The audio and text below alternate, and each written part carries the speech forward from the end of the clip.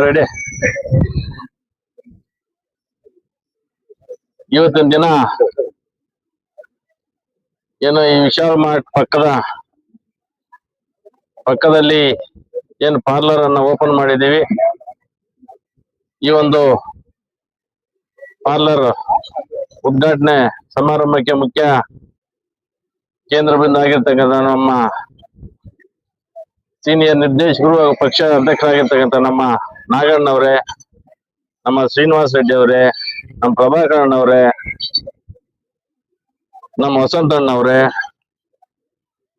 ನಮ್ಮ ಬಾಬು ಅವರೇ, ನಮ್ಮ ನರಸಿಂಹರೆಡ್ಡಿ ಅಣ್ಣವ್ರೆ, ಪ್ರತಾಪ್ ಅವರೇ, ನಮ್ಮ ಹಿರಿಯರಾದಂತ ನಮ್ಮ ವೆಂಕಟಣ್ಣನವರೇ, ರಾಜಾರೆಡ್ಡಿ ಅವರೇ, ಅನೇಕ ನಮ್ಮ ಪಕ್ಷದ ಎಲ್ಲ ನಮ್ಮ ಹೊಲ್ಸನ್ ನಾರಾಯಣ ಅವರೇ, ವೆಂಕಟರಾಮ್ ಅವರೇ, ನಮ್ಮ ಪೌಮರಳ್ಳಿ ಮಂಜು ಅವರೇ, ಇನ್ನು ನಮ್ಮ ಗುಡಿಪಲ್ಲಿ ಮಾಜಿ ಅಧ್ಯಕ್ಷರಾದಂತ ನಮ್ಮ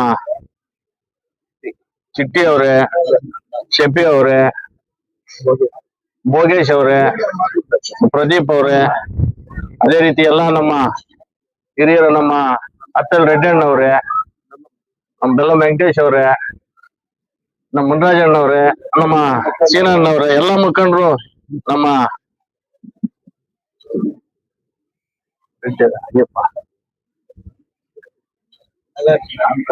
ನಾಗಾರ್ಜುನ ಅವ್ರೆ, ನಮ್ಮ ರೆಡ್ಡಣ್ಣ ಅವ್ರೆ, ಇನ್ನು ಸುಮಾರು ಜನ ಏನು ಮುಖ್ಯವಾಗಿ ಇಲ್ಲಿ ನಮ್ಮ ಮಾರುಕಟ್ಟೆ ಮ್ಯಾನೇಜರ್ ಆಗಿರ್ತಕ್ಕಂಥವ್ರು, ಅದೇ ರೀತಿ ನಮ್ಮ ಈ ಒಂದು ನಂಜನಗೌಡರು ಎಲ್ಲರೂ ಸಹ ಈ ಸಂದರ್ಭದಲ್ಲಿ ಏನು ಇವತ್ತಿನ ಈ ಪಾರ್ಲರ್ ಅನ್ನು ಓಪನ್ ಮಾಡಿದೀವಿ. ಬಹುಶಃ ಇದು ಒಂದು ಒಳ್ಳೆಯ ರೀತಿಯಲ್ಲಿ ಬೆಳೆಯಲಿ. ಈಗಾಗಲೇ ವಿಸ್ತಾರವಾಗಿ ನಮ್ಮ ನಾಗಣ್ಣವ್ರು ಹೇಳಿದ್ದಾರೆ, ಏನು ನಮ್ಮ ಡೈರಿ ವಿಚಾರವಾಗಿ.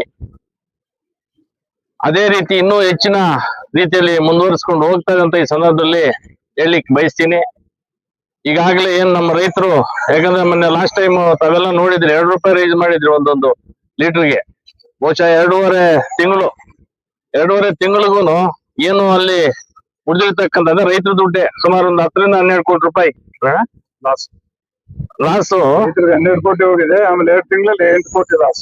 8 ಕೋಟಿ ಲಾಸ್. ರೈತರಿಗೆ ಒಂದು 12 ಕೋಟಿ ಕೊಟ್ಟಿದ್ದೀವಿ. ಬಹುಶಃ ಅದನ್ನು ಮುಂದಿನ ದಿನಗಳಲ್ಲಿ ಫುಲ್ಫಿಲ್ ಮಾಡಿ ರೈತರಿಗೋಸ್ಕರ ಏನು ಇವತ್ತು ರೈತರಿಗೋಸ್ಕರ ನಡೀತಿದೆ ಸಂಸ್ಥೆ, ರೈತರಿಗೋಸ್ಕರನೇ ನಾವು ಎಲ್ಲಾ ರೀತಿ ಎಲ್ಲ ಸೌಲಭ್ಯಗಳನ್ನು ಕೊಡುವಂತ ನಿಟ್ಟಿನಲ್ಲಿ ಕೆಲಸ ಮಾಡ್ತಿದ್ದೇವೆ. ಅದೇ ರೀತಿ ಮುಂದಿನ ದಿನಗಳಲ್ಲೂ ಸಹ ನಮ್ಮ ರೈತರಿಗೋಸ್ಕರ ಯಾವುದೇ ಒಂದು ಕಾರ್ಯಕ್ರಮಗಳಲ್ಲಿ ಮಾಡುವಂತ ನಿಟ್ಟಿನಲ್ಲಿ ಕೆಲಸ ಮಾಡ್ತೀವಿ. ಇವತ್ ದಿನ ಹೇಳ್ಬೇಕಂದ್ರೆ ಬಹುಶಃ ಈಗಾಗಲೇ ನೀವು ನಿನ್ನೆ 3 ದಿನ ಹಿಂದೆ ನಿಮ್ಗೆ ಗೊತ್ತಿರಬೇಕು, ಮಾವಿನಕಾಯಿದು ಏನು ಸುಮಾರು ರೈತರು ಕಂಗಾಲಾಗಿದ್ರು. 4 ರೂಪಾಯಿಗೆ ರೈತರಿಗೆ ಪ್ರತಿ ಹೆಕ್ಟೇರ್ಗೆ 10 ಟನ್, ಅಂದ್ರೆ 5 ಎಕರೆಗೆ 20 ಟನ್ ಆಗುವಂತ ರೀತಿಯಲ್ಲಿ 4 ರೂಪಾಯಿ, ಅಂದ್ರೆ ಸುಮಾರು ಒಬ್ಬ ರೈತನಿಗೆ ಮಾವಿರ್ತಕ್ಕಂಥ ರೈತರಿಗೆ 5 ಎಕರೆ 80,000 ರೂಪಾಯಿವರೆಗೂ ಕೊಡುವಂತ ನಿಟ್ಟಿನಲ್ಲಿ ಕೆಲಸ ಮಾಡಿದಾರೆ. ಅಂದ್ರೆ ಬಹುಶಃ ನಾನು ಏನಕ್ಕೆ ಮಾತನ್ನು ಹೇಳ್ತೀನಿ ಅಂತಂದ್ರೆ, ರೈತರು ಅಂತ ಬಂದಾಗ ನಮ್ಮ ಕುಮಾರಣ್ಣವರು ಆ ಒಂದು ಕುಟುಂಬ, ನಾನು ಸುಮಾರು ಪದೇ ಹೇಳ್ತಿದ್ದೀನಿ, ರೈತರು ಅಂದ್ರೆ ಆ ಕುಟುಂಬನ ಬಿಟ್ರೆ ರೈತರಿಗೋಸ್ಕರ ಯಾರೂನು ಮುಂದೆ ಬರೋದು ಇಲ್ಲ.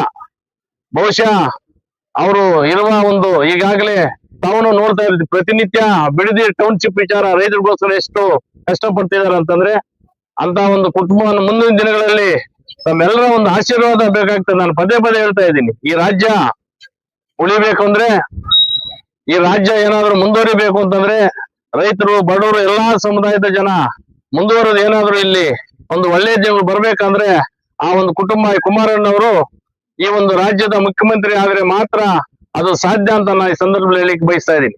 ಬಹುಶಃ ಈಗಾಗಲೇ ಕಂಡಿದ್ದೀರಿ ಅವರ ಒಂದು ಕೆಲಸ ಕಾರ್ಯವೈಖರಿ ಬಗ್ಗೆ ಎಲ್ಲರೂ ನೋಡಿದಿರಿ. ಯಾಕಂದ್ರೆ ರೈತರು ಅಂದ್ರೆ ಅವ್ರ ಪ್ರಾಣ, ರೈತರಿಗೋಸ್ಕರ ಹುಟ್ಟಿರ್ತಕ್ಕಂತಹ ಕುಟುಂಬವನ್ನ ಮುಂದೆ ತಾವೆಲ್ಲರೂ ಒಂದು ಆಶೀರ್ವಾದ ಮಾಡ್ಬೇಕು ಅಂತ ಈ ಸಂದರ್ಭದಲ್ಲಿ ಹೇಳಿಕ್ಕೆ ಬಯಸ್ತಾ ಇದ್ದೀನಿ.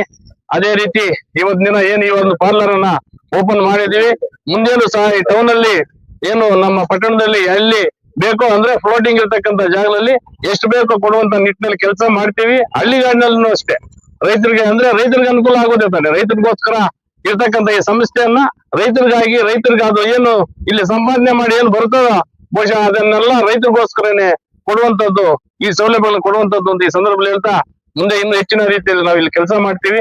ಒಂದು ರೈತರಿಗೆ ಅನುಕೂಲ ಆಗ್ಲಿ ಅಂತ ಈ ಸಂದರ್ಭ ತಾವೆಲ್ಲರ ಮುಂದೆ ಹೇಳ್ತಾ ನಾನು ಮಾತನ್ನು ಮುಗಿಸ್ತಾ ಇದ್ದೀನಿ. ಜೈ ಹಿಂದ್, ಜೈ ಕರ್ನಾಟಕ.